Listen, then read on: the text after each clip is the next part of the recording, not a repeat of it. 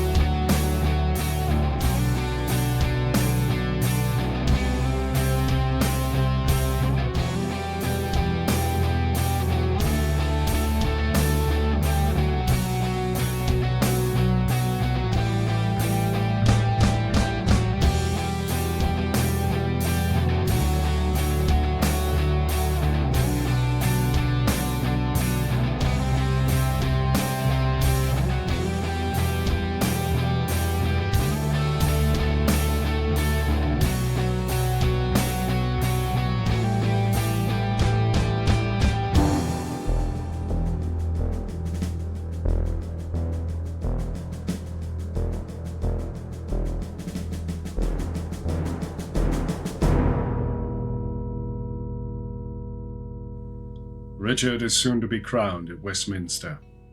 Yet now the ladies of the court are gathered before the Tower of London, hoping to visit the young princes. Richard's mother, the Duchess of York, is just now speaking with a young lady, one who you will not hear speak, another Elizabeth, who just so happens to be the daughter of the Queen Regent Elizabeth and the late Edward IV. Whoever claims her hand in marriage may indeed have a claim to the throne. Who meets us here? My niece, Plantagenet, led in the hand of her kind aunt of Gloucester. Now, for my life, she's wandering to the tower, on pure heart's love to greet the tender princess. Daughter, well met. God give your graces both a happy and joyful time of day. As much to you, good sister. Whither away? No farther than the tower, and, as I guess, upon the like devotion as yourselves, to gratulate the gentle princes there. Kind sister, thanks. We'll enter all together. And in good time. Here the lieutenant comes. Master Lieutenant, pray you, by your leave, how doth the prince and my young son of York? Right well, dear madam. By your patience, I may not suffer you to visit them. The king hath straitly charged the contrary. The king? Why, who's that? I cry you mercy. I mean the Lord Protector. The Lord protect him from that kingly title. Hath he set bounds betwixt their love and me? I am their mother. Who should keep me from them? I am their father's mother. I will see them. Their aunt am I, in-law, in love their mother. Then bring me to their sights. I'll bear thy blame and take thy office from thee on my peril. No, madam, no. I may not leave it so. I am bound by oath, and therefore pardon me.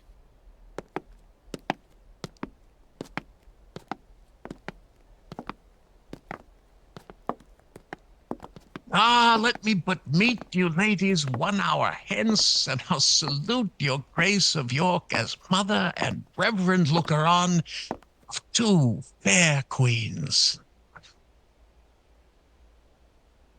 Come, madam, we must straight to Westminster, there to be crowned Richard's royal queen. Oh, cut my lace in sunder that my pent heart may have some scum to beat, or else I swoon with this dead-killing news. Spiteful tidings! Oh, what pleasing news! Be of good cheer, mother. How fares your grace? Oh, Dorset, speak not to me. Get thee hence. Death and destruction dog thee at the heels. Thy mother's name is ominous to children. If thou wilt outstrip death, go cross the seas and live with Richmond. From the reach of hell, go. Hide thee from this slaughterhouse, lest thou increase the number of the dead and make me die, the thrall of Margaret's curse, nor mother, nor wife, nor England's counted queen. Full of wise care is this your counsel, madam. Take all the swift advantage of the hours. You shall have letters from me to my son. Oh, ill-dispersing wind of misery. Oh, my accursed womb, the bed of death. A cockatrice hast thou hatched to the world, whose unavoided eye is murderous. Come, madam, come. I in all haste was sent. And I in all unwillingness will go. I would to God that the inclusive verge of golden metal that must round my brow were red-hot steel to sear me to the brain. Anointed let me be with deadly venom, and die ere men can say, God save the Queen. Go, poor soul. I envy not thy glory to feed my humor. Wish thyself no harm. No. Why? When he that is my husband now came to me, as I followed Henry's course, when scarce the blood was well washed from his hands, which issued for my other angel husband, and that dead saint which then I weeping followed. When I say I looked on Richard's face, this was my wish. Be thou, quoth I, a cursed for making me so young, so old a widow. And when thou weddest, let sorrow haunt thy bed, and be thy wife, if any be so mad, as miserable by the life of thee as thou hast made me by my dear lord's death. Lo, ere I can repeat this curse again, even in so short a space, my woman's heart grossly grew captive to his honey words, and proved the subject of my own soul's curse, which ever since hath kept mine eyes from rest. For never yet 1 hour in his bed have I enjoyed the golden dew of sleep, but have been waked by his timorous dreams. Besides, he hates me for my father Warwick, and will no doubt shortly be rid of me. Poor heart. Adieu. I pity thy complaining. No more than from my soul I mourn for yours. Farewell, thou woeful welcomer of glory. Adieu, poor soul that takest thy leave of it. Go thou to Richmond, and good fortune guide thee. Madam. Go, Anne, to Richard, and good angels guard thee. Elizabeth, to sanctuary, and good thoughts possess thee. I to my grave where peace and rest lie with me. 60 odd years of sorrow have I seen, and each hour's joy wrecked with a week of teen. Yet, look back with me unto the tower. Pity, you ancient stones, those tender babes whom envy hath immured in your walls. Rough cradle for such little pretty ones. Rude, ragged nurse, old sullen playfellow for tender princes use my babies well. So foolish sorrow bids your stones farewell.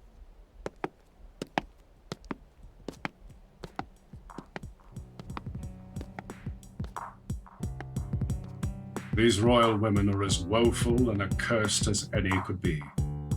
Yet they may have found an unlikely ally in Stanley, Earl of Derby, who brought the news of Richard's coronation. Lord Stanley is also stepfather to a young man named Richmond, whose lineage, while perhaps lesser than Richard's, puts him in a position to likewise aim for the crown. Stanley promises to send letters to Richmond to prepare him for anyone who may flee to him. Circumstances are growing more treacherous than Richard would like, and as King Henry IV wisely said, uneasy lies the head that wears the crown.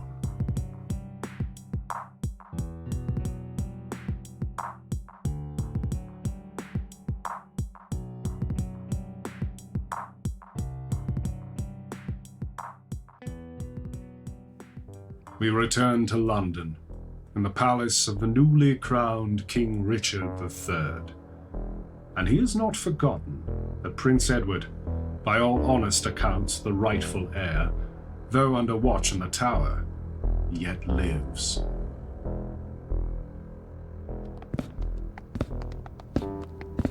Stand all apart, cousin of Buckingham. My gracious sovereign. Give me thy hand.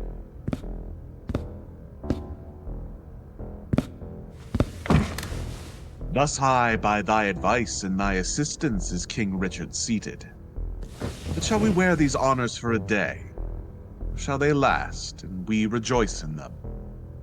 Still live they, and forever may they last. O Buckingham, now do I play the touch, to try if thou be current gold indeed. Young Edward lives. Think now what I would say. Say on, my loving lord. Why, Buckingham, I say, I would be king. Why, so you are, my thrice-renowned liege. Huh? Am I king? 'Tis so. But Edward lives. True, noble prince. Oh, bitter consequence that Edward still should live. True, noble prince, cousin, thou wert not wont to be so dull. Shall I be plain? I wish the bastards dead, and I would have it suddenly performed. What sayest thou? Speak suddenly, be brief. Your grace may do your pleasure. Tut tut, thou art all ice. Thy kindness freezeth. Say, have I thy consent that they shall die? Give me some breath, some little pause, my lord, before I positively herein. I will resolve your grace immediately. The king is angry. See, he bites the lip. High-reaching Buckingham grows circumspect. Boy! My lord? Knowst thou not any whom corrupting gold would tempt unto a close exploit of death? My lord, I know a discontented gentleman whose humble means match not his haughty mind. Gold were as good as 20 orators, and will no doubt tempt him to anything. What is his name? His name, my lord, is Tyrrell. I partly know the man. Go, call him hither.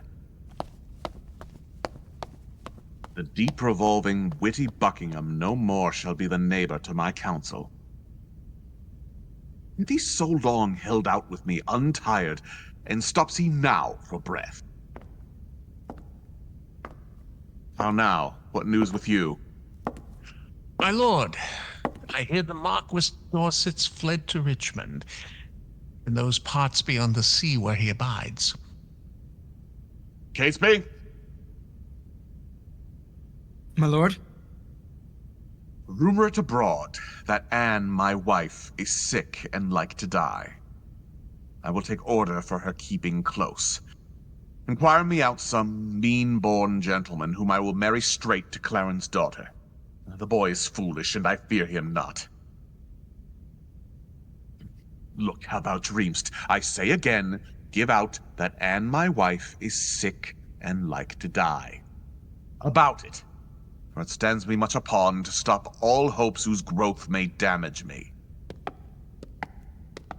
I must be married to my brother's daughter, or else my kingdom stands on brittle glass. Murder her brothers, and then marry her. Uncertain way of game. But I am in so far in blood that sin will pluck on sin. Tear-falling pity dwells not in this eye. Is thy name Tyrrell? James Tyrrell, and your most obedient subject. Art thou indeed? Prove me, my gracious sovereign. Darest thou resolve to kill a friend of mine?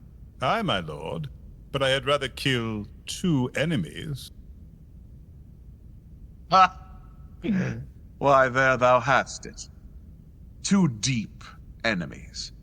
Foes to my rest, and my sweet sleep's disturbers are they that I would have thee deal upon. Tyrrell, I mean those bastards in the tower. Let me have open means to come to them, and soon I'll rid you from the fear of them.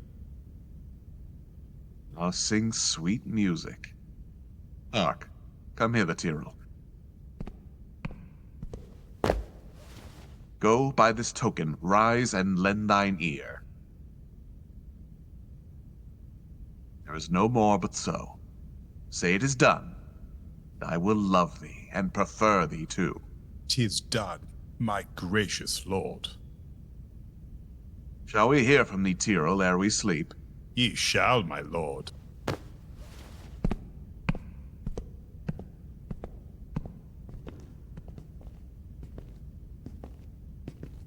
My lord, I have considered in my mind the late demand that you did sound me in. Well, let that pass. Dorset is fled to Richmond. I hear that news, my lord. Stanley, he is your wife's son, Well, look to it. My lord, I claim your gift, my due by promise, for which your honor and your faith is pawned. The earldom of Hereford and the movables the which you promised I should possess. Stanley, look to your wife. If she convey letters to Richmond, you shall answer it. What says your highness to my just demand? As I remember, Henry VI did prophesy that Richmond should be king, when Richmond was a little peevish boy. A king. Perhaps. My lord. How chance the prophet could not at that time have told me, my being by, that I should kill him? My lord, your promise for the earldom. Richmond. When last I was at Exeter, the mayor in courtesy showed me the castle and called it Rougemont. At which name I started, because a bard of Ireland told me once I should not live long after I saw Richmond. My lord. Aye? What's o'clock? I am thus bold to put your grace in mind of what you promised me. Well, but what's o'clock? Upon the stroke of 10. Well, let it strike. Why let it strike? Because that, like a jack, thou keepst the stroke betwixt thy begging and my meditation. I am not in a giving vein today. Why then resolve me whether you will or no. Tut, tut, thou troublest me. I am not in the vein.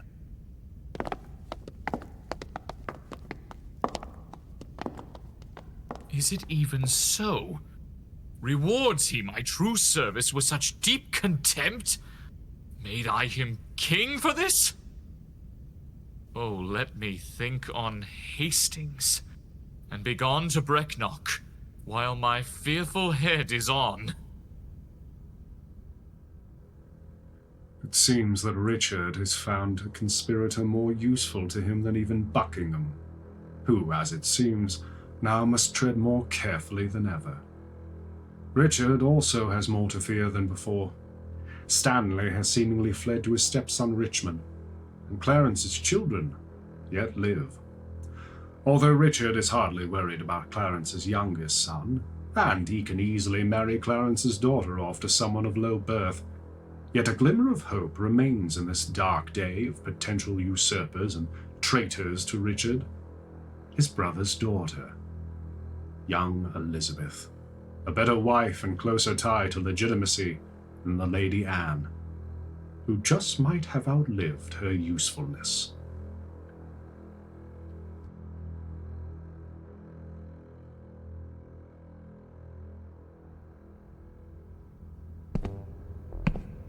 The tyrannous and bloody deed is done. The most arch deed of piteous massacre that ever yet this land was guilty of. Dighton and Forrest, whom I did suborn to do this ruthless piece of butchery, although they were fleshed villains, bloody dogs, melting with tenderness and kind compassion, wept like two children in their death's sad stories. Lo, thus, quoth Dighton, lay those tender babes. Thus, quoth Forrest, girdling one another within their innocent alabaster arms.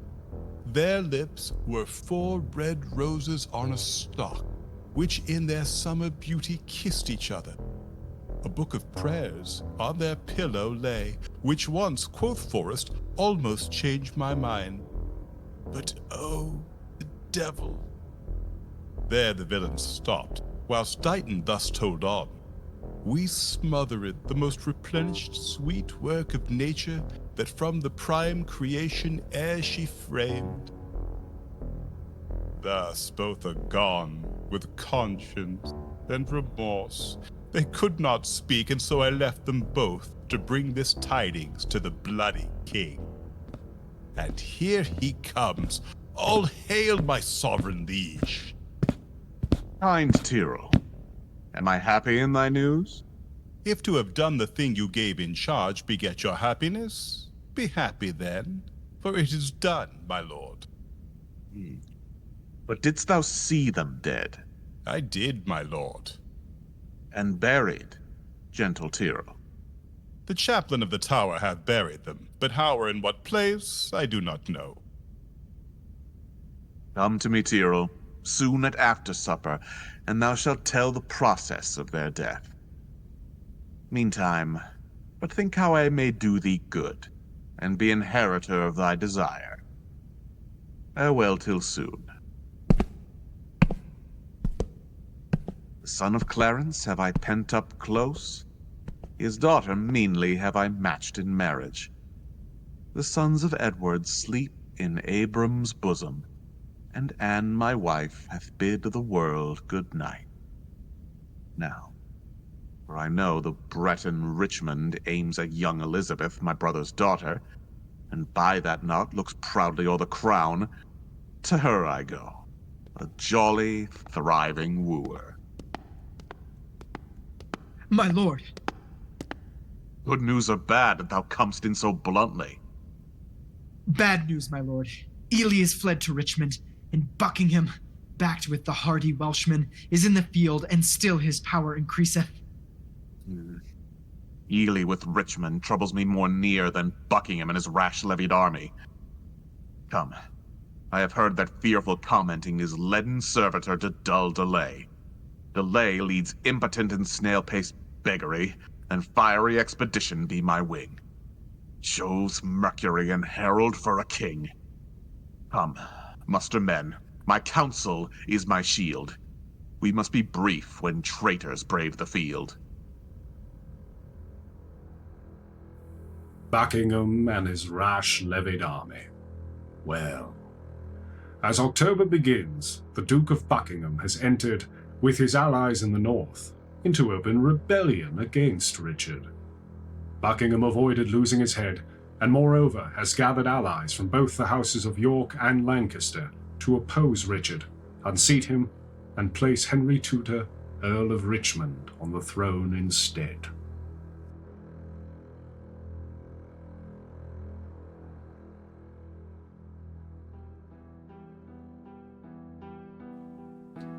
At the palace, the ladies of the court gather. Margaret has taken her time in complying with her banishment to France, and surely has some more parting words and curses in her. So, now prosperity begins to mellow and drop into the rotten mouth of death. Here in these confines slyly have I lurked, to watch the waning of mine adversaries. A dire induction am I witness to, and will to France, hoping the consequence will prove as bitter, black, and tragical. Withdraw thee, wretched Margaret, who comes here? Oh, my young princes! Oh, my tender babes! Wilt thou, O God, fly from such gentle lambs, and throw them in the entrails of the wolf when didst thou sleep when such a deed was done? When holy Harry died, and my sweet son. Blind sight, dead life, poor mortal living ghost. Woes seen, world's shame, graves due by life usurped. Brief abstract and record of tedious days, rest thy unrest on England's lawful earth, unlawfully made drunk with innocence' blood. Oh, that thou wouldst as well afford a grave as thou canst yield a melancholy seat. Then would I hide my bones, not rest them here. Oh, who hath any cause to mourn but I? If ancient sorrow be most reverend, give mine the benefit of seniority, and let my woes frown on the upper hand. If sorrow can admit society, tell o'er your woes again by viewing mine. I had an Edward till a Richard killed him. I had a Harry till a Richard killed him. Thou hadst an Edward till a Richard killed him. Thou hadst a Richard till a Richard killed him. I had a Richard too, and thou didst kill him. I had a Rutland too. Thou hopest to kill him. Thou hast a Clarence too, and Richard killed him. From forth the kennel of thy womb hath crept a hellhound that doth hunt us all to death. O upright, just and true disposing God, how do I thank thee that this carnal cur preys on the issue of his mother's body, and makes her pew-fellows with others moan. O Harry's wife, triumph not in my woes. God witness with me, I have wept for thine. Bear with me. I am hungry for revenge, and now I cloy me with beholding it. Richard yet lives, hell's black intelligencer, only reserved their factor to buy souls and send them thither. But at hand ensues his piteous and unpitied end. Earth gapes, hell burns, fiends roar, saints pray to have him suddenly conveyed away. Cancel his bond of life, dear God, I pray, that I may live to say, the dog is dead. Oh, thou didst prophesy the time would come that I should wish for thee to help me curse that bottled spider, that foul bunchback toad. I called thee then vain flourish of my fortune. I called thee then poor shadow, painted queen, the presentation of but what I was. A queen in jest, only to fill the scene. Where is thy husband now? Where be thy brothers? Where are thy children? Wherein dost thou joy?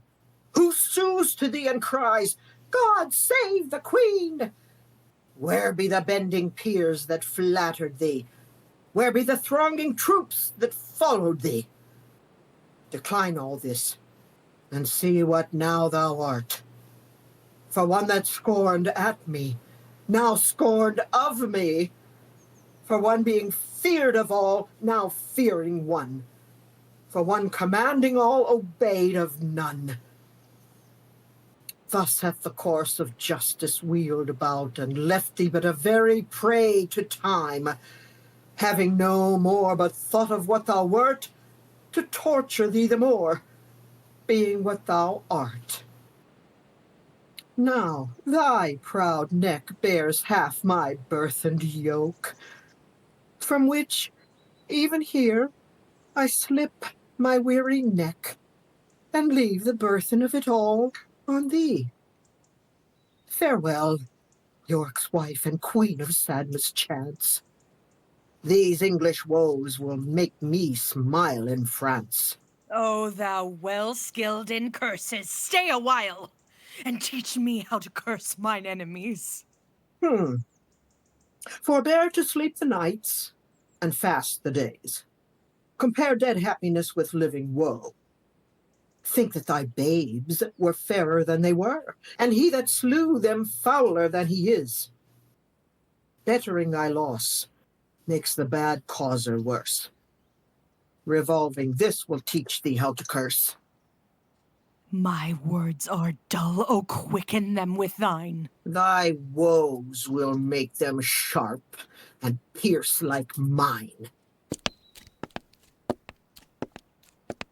Why should calamity be full of words? Let them have scope. Though what they do impart help not all, yet they do ease the heart. If so, then be not tongue-tied. Go with me, and in the breath of bitter words let's smother my damned son, which thy too sweet son smothered. I hear his drum. Be copious in exclaims.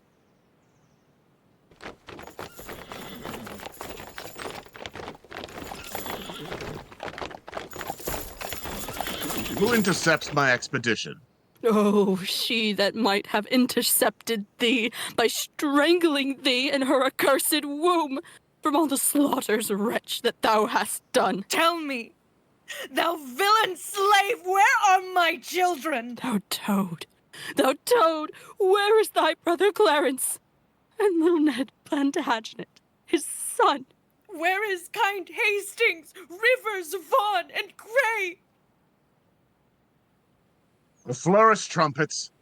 Strike alarum drums. Let not the heavens hear these telltale women rail on the Lord's anointed. Strike, I say. Hear me a word, for I shall never speak to thee again. So? Either thou wilt die by God's just ordinance, ere from this war thou turn a conqueror, or I with grief and extreme age shall perish, and never look upon thy face again. Therefore, take with thee my most heavy curse, which in the day of battles hire thee more than all the complete armor that thou wearest. My prayers on the adverse party fight, and there the little souls of Edward's children whisper the spirits of thine enemies and promise them success and victory. Bloody thou art, bloody will be thy end. Shame serves thy life, and doth thy death attend. Though far more cause, yet much less spirit to curse abides in me. I say amen to all. Stay, madam. I must speak a word with you. I have no more sons of the royal blood for thee to murder. For my daughters, Richard, they shall be praying nuns, not weeping queens. And therefore level not to hit their lives. You have a daughter called Elizabeth, virtuous and fair, royal and gracious. And must she die for this?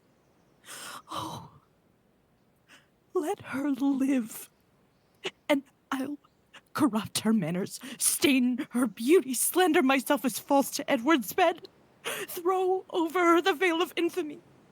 So she may live unscarred of bleeding slaughter, I will confess she was not Edward's daughter. Wrong not her birth. She is of royal blood. To save her life, I'll say she is not so. Her life is only safest in her birth. And only in that safety died her brothers.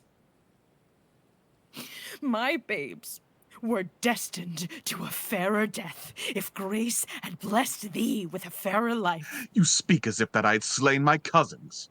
Cousins indeed.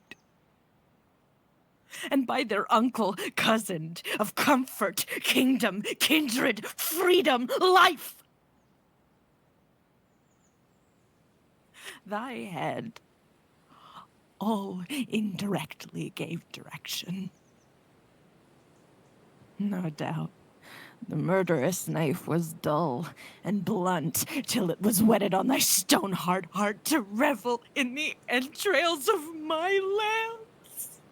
Madam, so thrive I in my enterprise and dangerous success of bloody wars, as I intend more good to you and yours than ever you or yours were by me wrong. Even all I have, yea, and myself and all, will I withal endow a child of thine.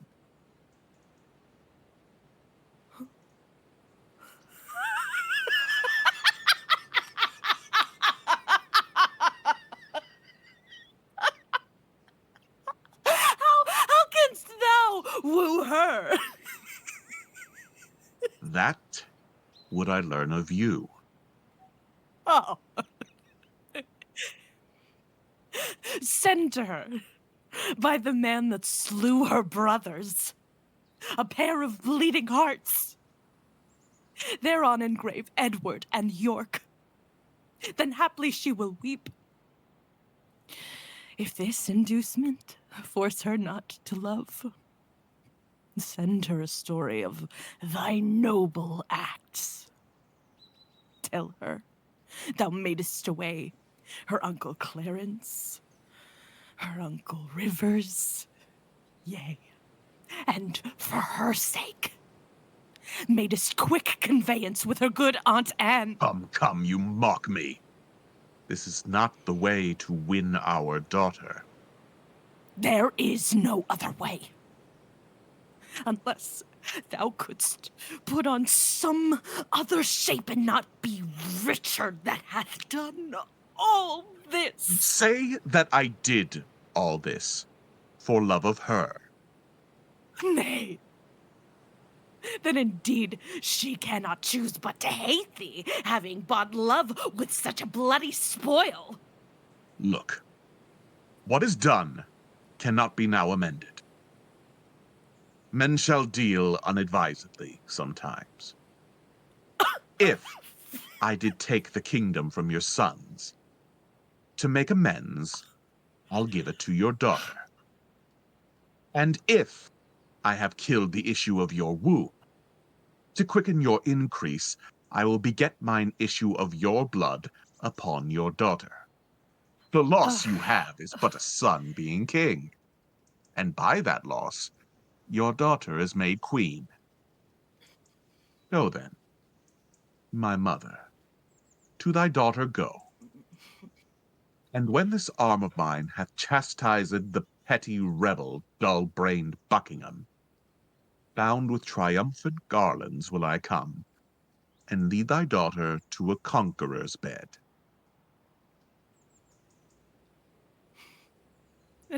What were I best to say? Her father's brother would be her lord? Or shall I say her uncle? Or he that slew her brothers and her uncles? Not on that string, madam, that is past. Profaned, dishonored, and the third usurped. I swear. By nothing. For this is no oath. If something thou wilt swear to be believed, swear then by something that thou hast not wronged. Now, by the world. 'Tis full of thy foul wrongs. My father's death. Thy life hath that dishonored. Then by myself. Thyself misusest. Why then by God. God's wrong is most of all. In her consists my happiness and thine. Without her, follows to this land, and me, to thee, herself, and many a Christian soul. Death, desolation, ruin, and decay. It cannot be avoided but by this. It will not be avoided but by this. But thou didst kill my children! But in your daughter's womb I bury them.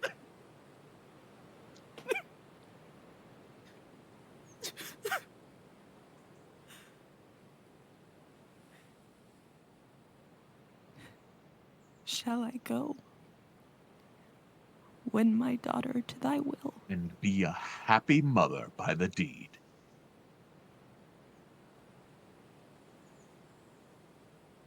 I go. Write to me very shortly, and you shall understand from me her mind.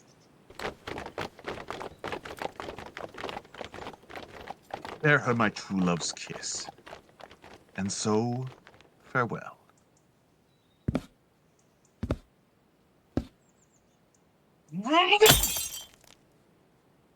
Lynching fool and shallow-changing woman! Richard may have seized the kingdom from the princes, but by marrying their sister, he can, in part, return it to the former Queen Elizabeth. If that alone does not motivate her, perhaps the life of Dorset, her only living son, will. If she complies, perhaps Richard will let the traitor Dorset live. Perhaps. Perhaps Richard marrying Elizabeth is the best way to halt brewing civil war. As for the looming war, ghastly weather in the southwest of England has flooded the River Severn, destroying bridges and delaying the Duke of Buckingham and his rebellion. Meanwhile, storms in the English Channel also delay Richmond's attack.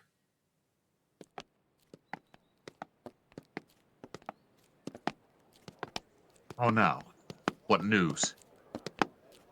My gracious sovereign, on the western coast rideth a puissant navy to the shore. Throng many doubtful, hollow-hearted friends, unarmed and unresolved to beat them back. 'Tis thought that Richmond is their admiral, and there they haul, expecting but the aid of Buckingham to welcome them ashore. Some lightfoot friend posted the Duke of Norfolk. Ratcliffe, thyself, or Catesby, where is he? Here, my lord. Fly to the Duke. Ratcliffe, come hither. Post thou to Salisbury. When thou comest thither, dull, unmindful villain, why standst thou still and goest not to the Duke? First, mighty sovereign, let me know your mind.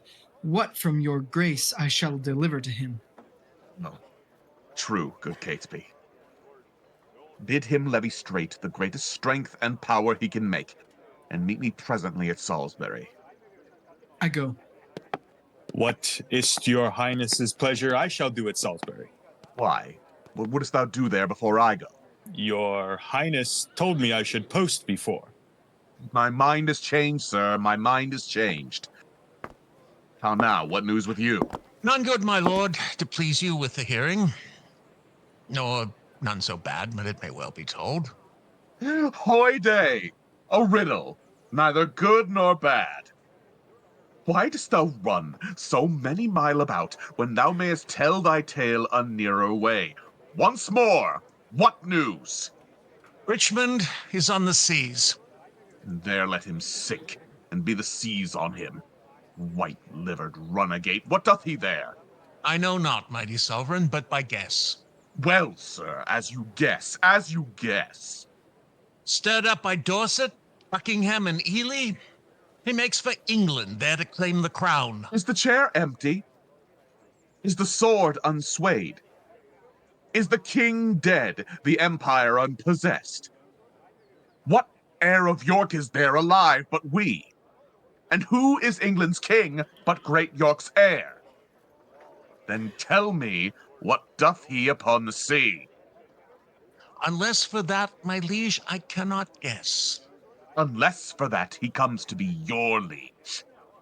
You cannot guess wherefore the Welshman comes. That thou wilt revolt and fly to him, my fear. No, mighty liege. Therefore mistrust me not. Where is thy power, then, to beat him back? Where are thy tenants and thy followers? Are they not now upon the western shore, safe conducting the rebels from their ships? No, my good lord. My friends are in the north. Cold friends to Richard.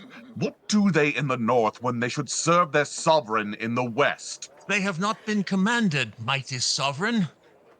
Please it your majesty to give me leave, I'll muster my friends and meet your grace where and at what time your majesty shall please. Aye, thou wouldst be gone. To join with Richmond. I will not trust you, sir. Most mighty sovereign, you have no cause to hold my friendship doubtful. I never was, nor never will be false. Well, go muster men. But hear you. Leave behind your son, George Stanley. Look your faith be firm, or else his head's assurance is but frail. So, deal with him as I prove true to you.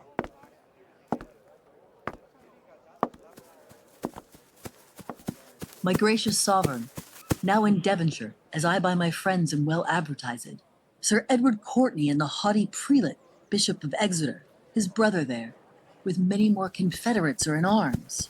My liege, in Kent, the Guildfords are in arms, and every hour more competitors flock to their aid, and still their power increaseth.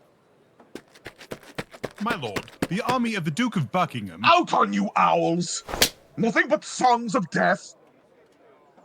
Take that until thou bring me better news! The news I have to tell your majesty is that by sudden floods and fall of waters, Buckingham's army is dispersed and scattered, and he himself wandered away alone. No man knows whither. I cry thee mercy. There is my purse to cure that blow of thine. If any well-advised friend proclaimed reward to him that brings the traitor in. Such proclamation hath been made, my liege. My gracious liege, the Lord Marquess Dorset, 'tis said, my liege, in Yorkshire is in arms, yet this good comfort bring I to your grace. The Breton navy is dispersed by tempest. Richmond in Yorkshire sent out a boat unto the shore to ask those on the banks if they were his assistants, yea or no, who answered him, they came from Buckingham. Upon his party, he, mistrusting them, hoisted sail and made away for Brittany. March on. March on, since we are up in arms. If not to fight with foreign enemies, yet to beat down these rebels here at home. My liege, the Duke of Buckingham is taken. That is the best news. That the Earl of Richmond is with a mighty power landed at Milford is colder tidings, yet they must be told. Away towards Salisbury. While we reason here, a royal battle might be won and lost. Someone take order Buckingham be brought to Salisbury. The rest, march on with me.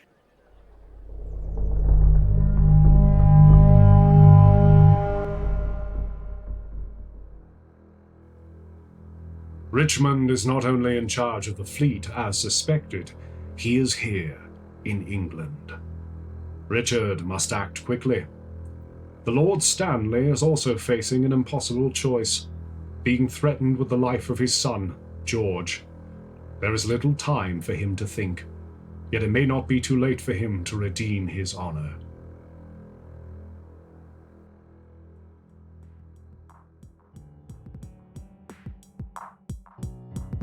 Lord Stanley meets in secret with a priest, his wife's chaplain, who in turn reports that Richmond is now in Wales, gathering support and power.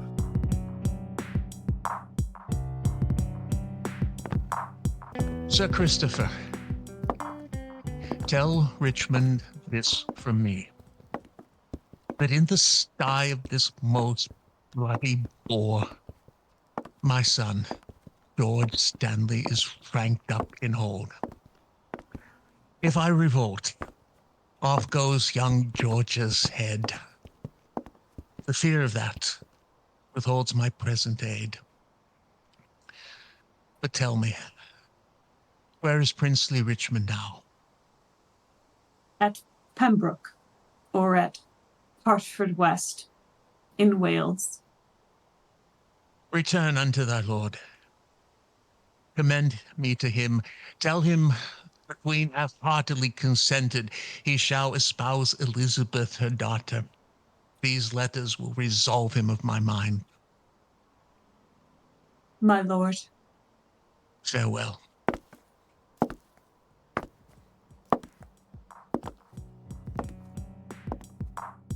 Lord Stanley will redeem his honor yet.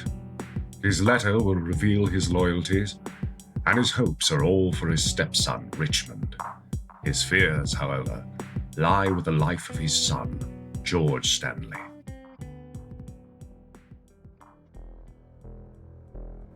In Salisbury, the once mighty, princely Duke of Buckingham must say farewell to this world.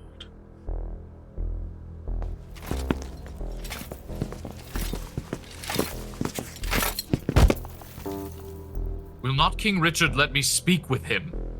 No, my good lord, therefore be patient. Hastings and Edward's children.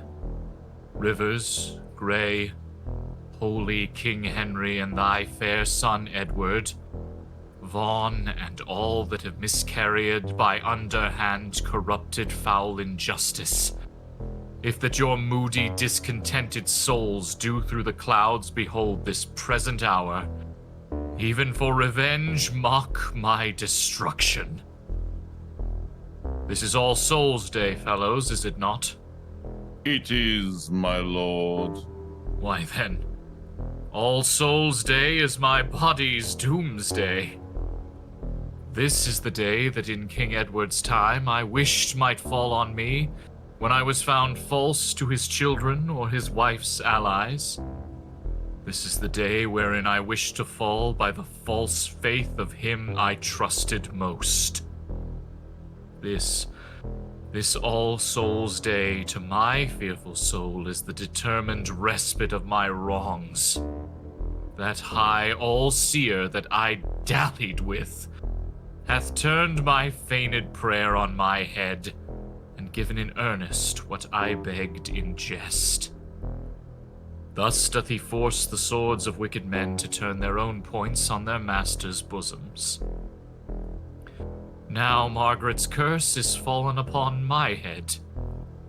When he, quoth she, shall split thy heart with sorrow, remember Margaret was a prophetess.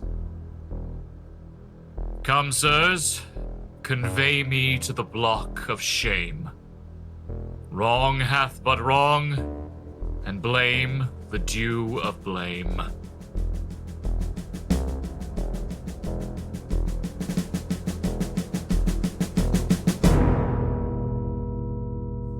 All Souls' Day. Fitting, the late Duke of Buckingham thought, for the souls of all those wronged to mock his rightful punishment. And perhaps, if God is just, those souls will oversee Richard's end.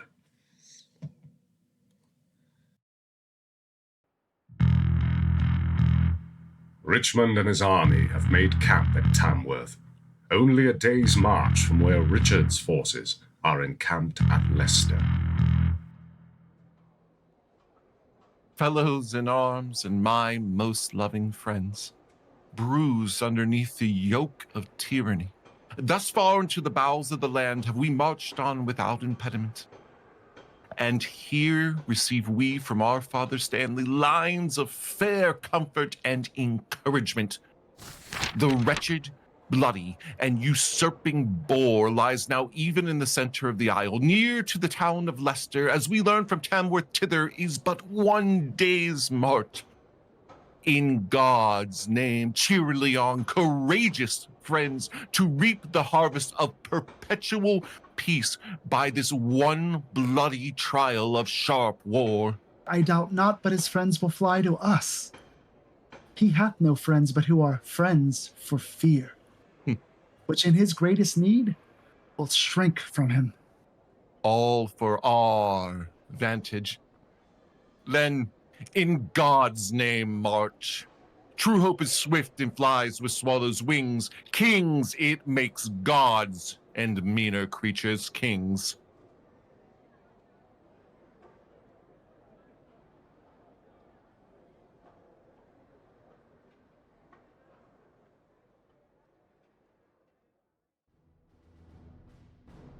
Richard, near Leicester, is now at Bosworth Field, and is seemingly unshakable in his optimism about the upcoming battle. After all, Richmond has only 6,000 or 7,000 troops, a third of the number of Richard's forces. And numbers unconsidered, Richard is the king, supported by divine right and his own unshakable determination. Yet, is it truly so unshakable? Here pitch our tents, even here in Bosworth Field. My lord of Surrey, why look you so sad? Oh, my heart is 10 times lighter than my lord's. My lord of Norfolk? Here, most gracious liege. Norfolk, we must have knocks, huh? Must we not? We must both give and take, my gracious lord. Up with my tent there! Here will I lie tonight. But where tomorrow? Well, all's one for that. Who hath described the number of the foe? 6,000 or 7,000 is their utmost power. Why, our battalion trebles that account. Besides, the king's name is a tower of strength, which they upon the adverse party want. Up with my tent there! Valiant gentlemen, let us survey the vantage of the field. Call for some men of sound direction. Let's want no discipline, make no delay. For lords, tomorrow is a busy day.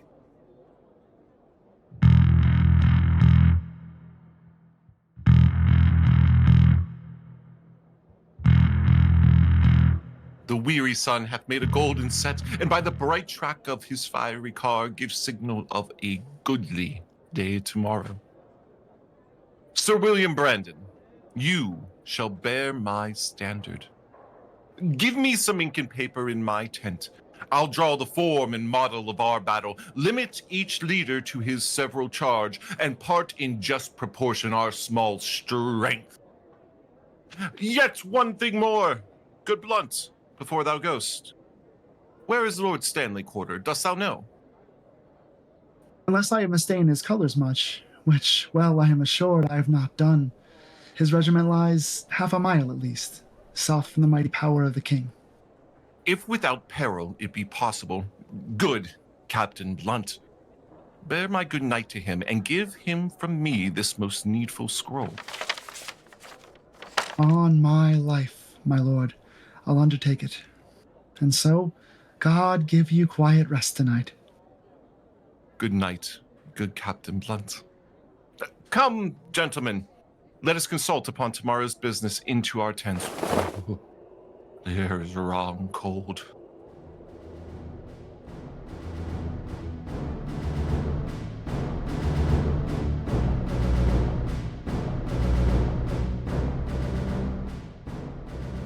What is o'clock? It's supper time, my lord. It's 9 o'clock. I will not sup tonight. Give me some ink and paper. What?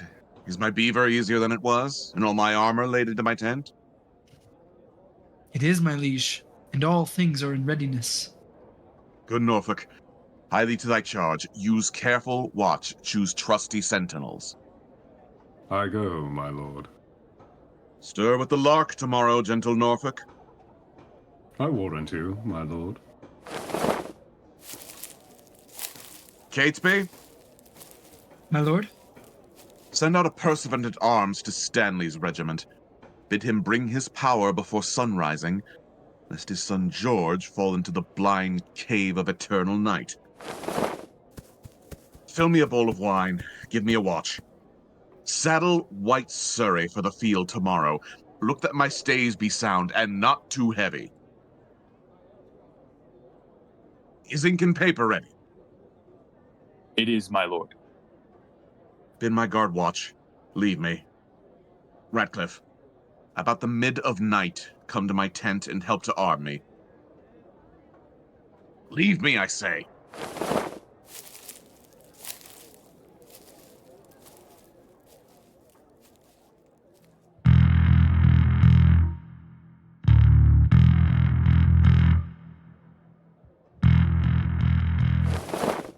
Fortune and victory set on thy helm. All comfort that the dark night can afford be to thy person, noble father-in-law. Tell me, how fares our loving mother?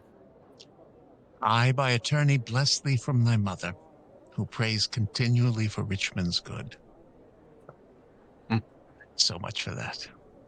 The silent hours steal on. Prepare thy battle early in the morning, and put thy fortune to the arbitrament of bloody strokes and mortal staring war.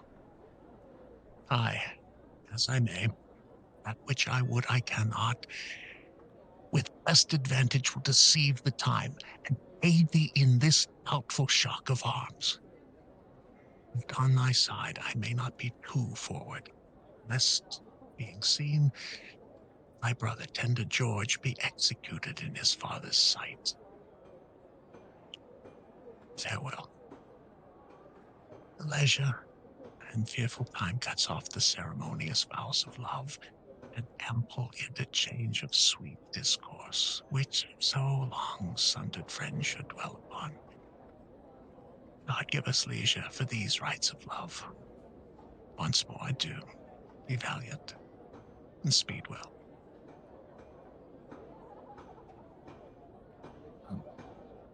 Good lords, conduct him to his regiment. I'll strive with troubled thoughts to take a nap, lest leaden slumber pies me down tomorrow when I should mount with wings of victory. Once more, good night, kind lords and gentlemen.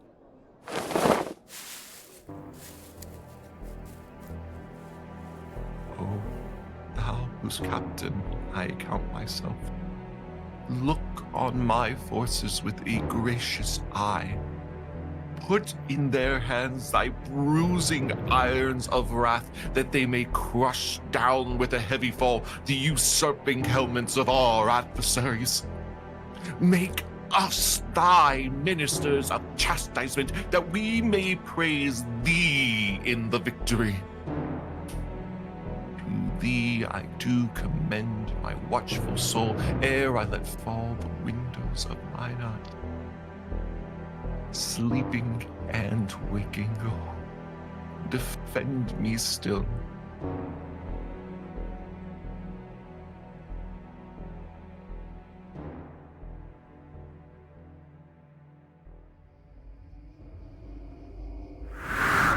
Let me sit heavy on thy soul tomorrow. I, that was washed to death with fulsome wine. Poor Clarence, by thy guile betrayed to death.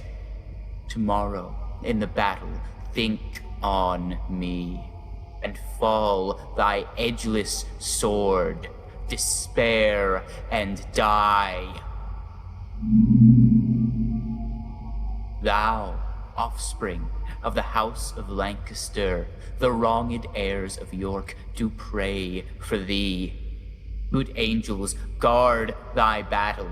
Live and flourish. Bloody and guilty, guiltily await, and in a bloody battle end thy days. Think on Lord Hastings. Despair and die. Quiet, untroubled soul, awake, awake. Arm, fight, and conquer for fair England's sake. Dream on thy cousins smothered in the tower. Let us be led within thy bosom, Richard. And weigh thee down to ruin and shame and death. Thy nephew's souls bid thee despair and die. Sleep, Richmond. Sleep in peace and wake in joy. Good angels guard thee from the boar's annoy. Live and beget a happy race of kings. Edward's unhappy sons do bid thee flourish. Think on the tower, and think on me. Think on the tower, and think on me. Richard, thy wife, that wretched Anne thy wife, that never slept a quiet hour with thee, now fills thy sleep with perturbations. Tomorrow in the battle think on me, and fall thy edgeless sword. Despair and die! Thou quiet soul, sleep thou a quiet sleep. Dream of success and happy victory. Thy adversary's wife doth pray for thee. The last was I that helped thee to the crown. The last was I that felt thy tyranny. Oh, in the battle, think on Buckingham, and die in terror of thy guiltiness. Dream on of bloody deeds and death. Fainting, despair, despairing, yield thy breath. I died for hope ere I could lend thee aid. But cheer thy heart, and be thou not dismayed. God and good angel fight on Richmond's side, and Richard falls in height of all his pride. Despair and die. Despair and die. Despair and Despair. Despair. Despair and die. Despair and die. Despair. Despair.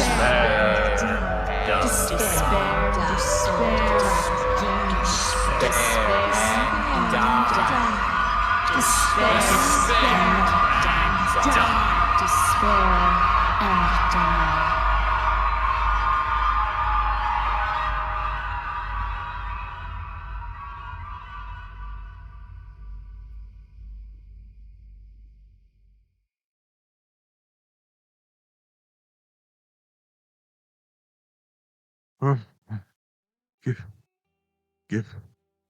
Give me another horse. Bind up my wounds. Oh. Have mercy, Jesu. Soft. I did but dream. Oh, coward conscience, how dost thou afflict me? The lights burn blue. It is now dead midnight. Cold, fearful drops stand on my trembling flesh. Oh, what do I fear? Myself? Is thine else by? Richard loves Richard. It is I am I. Is there a murderer here? No. Yes. I am. Then fly? What, for myself?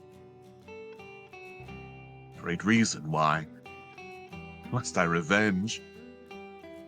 What, myself upon myself? Alack, I love myself. Wherefore? For any good that I myself have done unto myself? No. Alas, I rather hate myself for hateful deeds committed by myself. I am a villain. Yet I lie. I am not. Fool, of thyself speak well. Fool, do not flatter. My conscience hath 1,000 several tongues, and every tongue brings in a several tale, and every tale condemns me for a villain. Perjury. Perjury in the highest degree. Murder. Stem murder in the direst degree.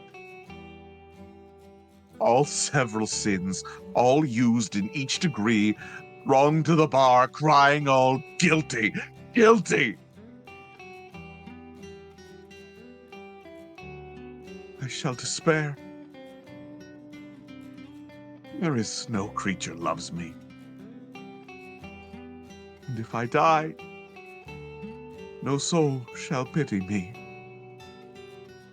Nay, wherefore should they? Since that I myself find in myself no pity to myself. Methought the souls of all that I had murdered came to my tent, and every one did threat tomorrow's vengeance on the head of Richard. My lord. Soons, who's there? Ratcliffe, my lord, 'tis I. The early village cock hath twice done salutation to the morn. Your friends are up. and buckle on their armor. Oh, Ratcliffe, I have dreamed a fearful dream. What thinkest thou? Will our friends prove all true? No doubt, my lord. Oh, Ratcliffe, I fear, I fear. Nay, good my lord. Be not afraid of shadows. By the Apostle Paul, shadows tonight have struck more terror to the soul of Richard than can the substance of 10,000 soldiers armed and proof and led by shallow Richmond.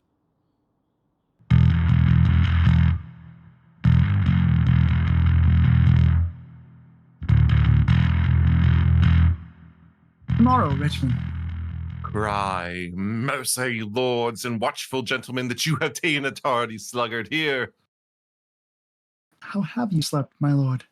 The sweetest sleep and fairest boding dreams that ever entered in a drowsy head have I since your departure had, my lords. Methought their souls, whose bodies Richard murdered, came to my tent and cried on victory. I promise you my soul is very jocund in the remembrance of so fair a dream. How far into the morning is it, Blunt? On the stroke of 4.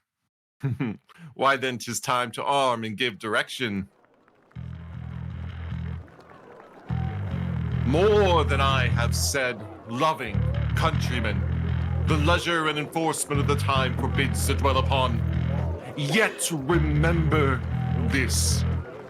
God and our good cause fight upon our side. The prayers of holy saints and wronged souls, like high-reared bulwarks, stand before our faces. Richard, except those whom we fight against, had rather have us win than him they follow. For what is he they follow? Truly, gentlemen, a bloody tyrant and a homicide, one raised in blood and one in blood established, one that made me succumb by what he hath, and slaughtered those that were the means to help him. God will in justice ward you as his soldiers. If you do sweat to put a tyrant down, you sleep in peace, the tyrant being slain. If you do fight against your country's foes, your country's fat shall pay your pains the higher. If you do fight in safeguard of your wives shall welcome home the conquerors. If you do free your children from the sword, your children's children quit it in your age, then, in the name of God in all these rights, advance your standards, draw your willing swords. For me, the ransom of my bold attempt shall be this cold corpse on the earth's cold face. But if I thrive, the gain of my attempt, the least of you shall share his fault thereof. Sound drums and trumpets boldly and cheerfully, God and St. George, Richmond and victory.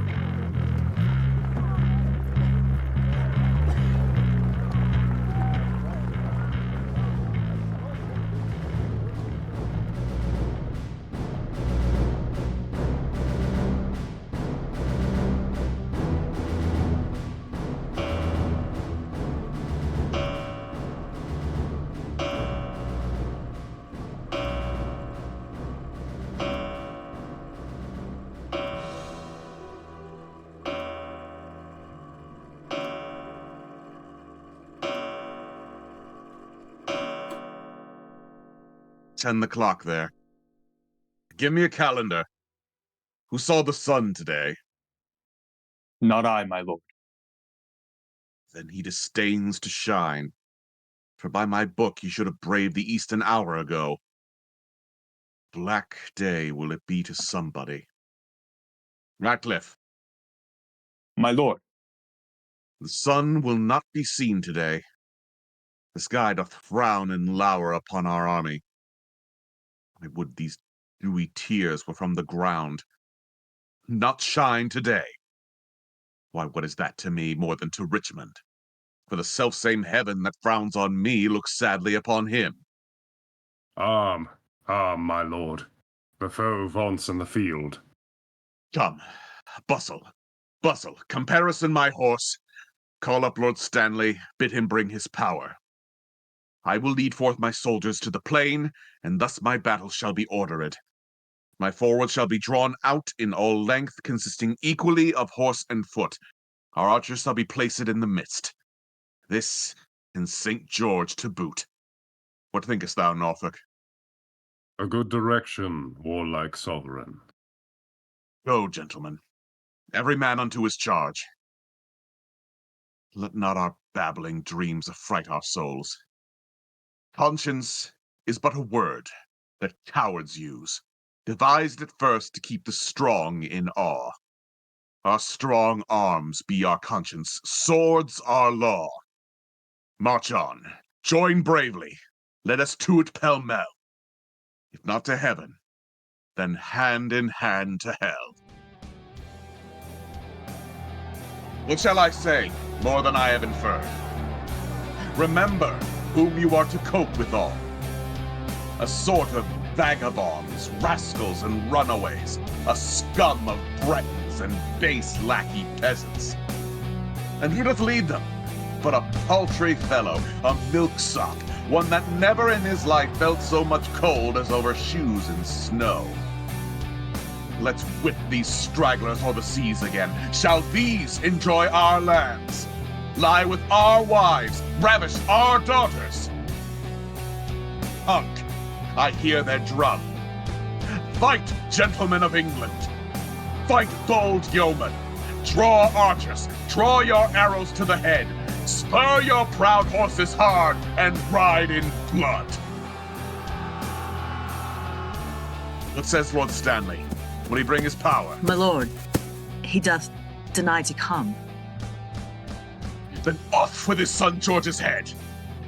My lord, the enemy is past the marsh. After the battle, let George Stanley die. 1,000 hearts are great within my bosom. Advance our standards, set upon our foes. Our ancient word of courage, fair St. George, inspire us with the spleen of fiery dragons. Upon them! Victory sits on our helms!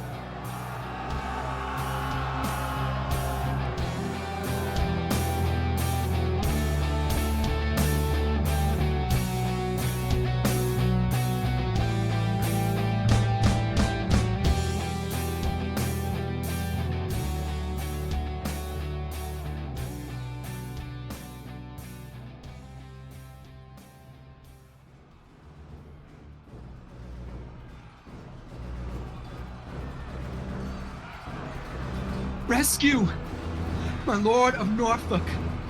Rescue! Rescue! The king enacts more wonders than a man, daring an opposite to every danger. His horse is slain, and all on foot he fights, seeking for Richmond in the throat of death. Rescue, fair lord, or else the day is lost!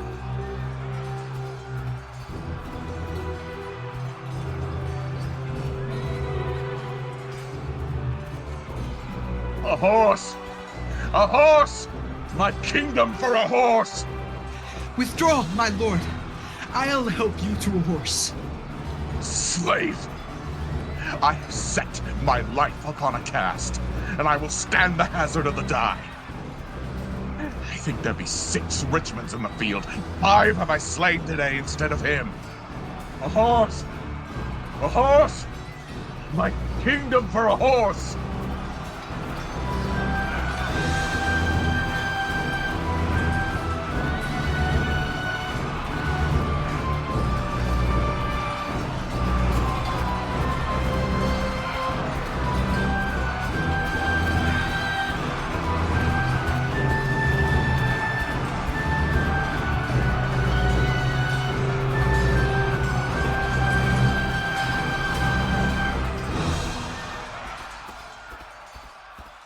At the Battle of Bosworth Field, King Richard III was slain by the Lord Richmond.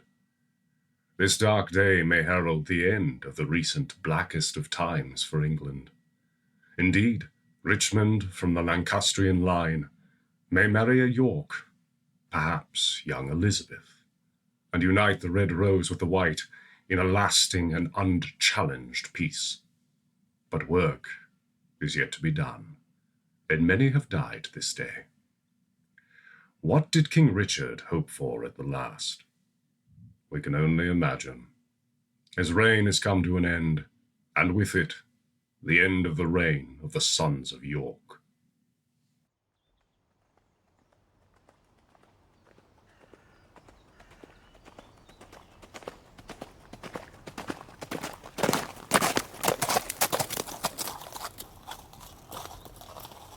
God and your arms be praised, victorious friends. The day is ours. The bloody dog is dead. Courageous Richmond, how well hast thou acquit thee. Lo, here this long usurped royalty from the dead temples of this bloody wretch have I plucked off, to grace thy brows withal. Wear it, enjoy it, and make much of it. Great God of heaven, say amen to all. But tell me, is young George Stanley living? He is, my lord, and safe in Leicester town. Whither, if it please you, we may now withdraw us. What men of name are slain on either side? John, Duke of Norfolk, Walter Lord Ferrers, Sir Robert Brakenbury, and Sir William Brandon. Inter their bodies as becomes their births. Proclaim a pardon to the soldiers fled that in submission will return to us. And then, as we obtain the sacrament, we will unite the white rose and the red. Smile, heaven, upon this fair conjunction that long hath frowned upon their enmity. What traitor hears me and says not amen?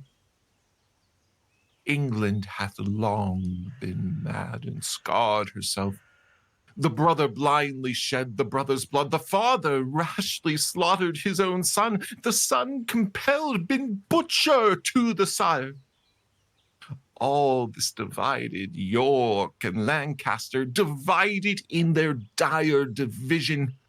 Oh, now let Richmond and Elizabeth, the true succeeders of each royal house, by God's fair ordinance conjoin together, and let their heirs, God, if thy will be so, enrich the time to come with smooth-faced peace, with smiling plenty and fair prosperous days. Abate the edge of traitors, gracious Lord, that would reduce these bloody days again and make poor England weep in streams of blood. Let them not live to taste this land's increase, that would with treason wound this fair land's peace. Now civil wounds are stopped. Peace lives again. That she may long live here. God say amen.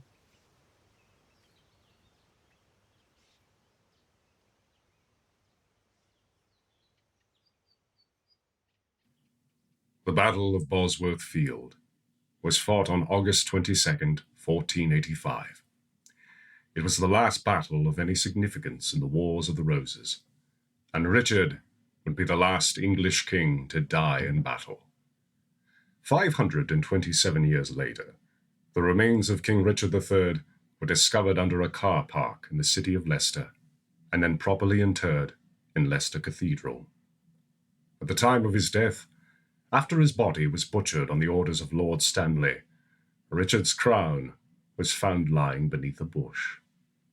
Richmond, Henry Tudor, who would become King Henry VII, would go on to grab the pen of history and rewrite events as he saw fit, painting his own lineage, which was admittedly questionable, in a favorable light, and inscribing in red ink the history of those who held the crown before him. Do we know the real Richard? Henceforth, let his bones serve as a reminder that there are 3 Richards: the man himself, the man history remembered, and the man depicted by other men. Of Richard, can we be certain of the totality of such a man, such a king? Perhaps. Perhaps somewhere between historical record, art, and propaganda, if we listen closely, there is an opportunity for understanding, and perhaps even some truth. For Food for Groundlings, we thank you for listening to this production of Richard III.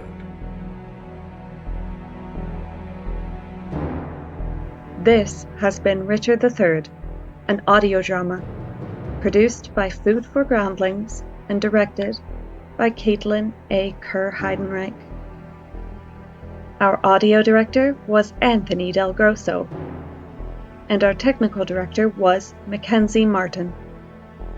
Richard III featured the voices of Eric Matthews as Richard III, Andrew Kilpatrick as Buckingham, Linda Stayer as Margaret of Anjou, Elena Falgione as Queen Elizabeth, Ella Mizera as Lady Anne Warwick and as Clarence's daughter, Shauna Fahad as the Duchess of York and as a page, Cameron Nichol as George, Duke of Clarence, Adam Wainwright as Richmond, or Henry Tudor, as the Lord Mayor of London, and as the Sheriff,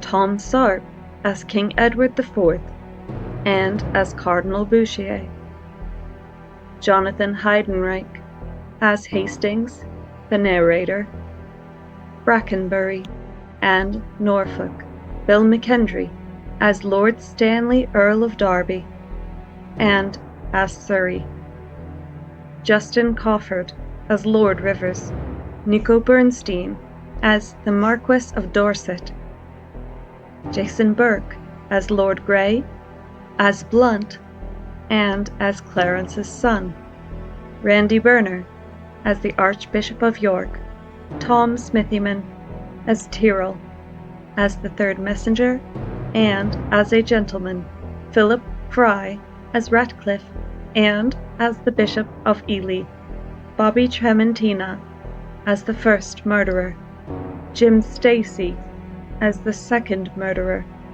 and as Vaughan, Courtney Mills as Prince Edward of Wales, and as the fourth messenger, Rill Griffin as young York, and as the first messenger, and Mary Beth Oakley as the second messenger.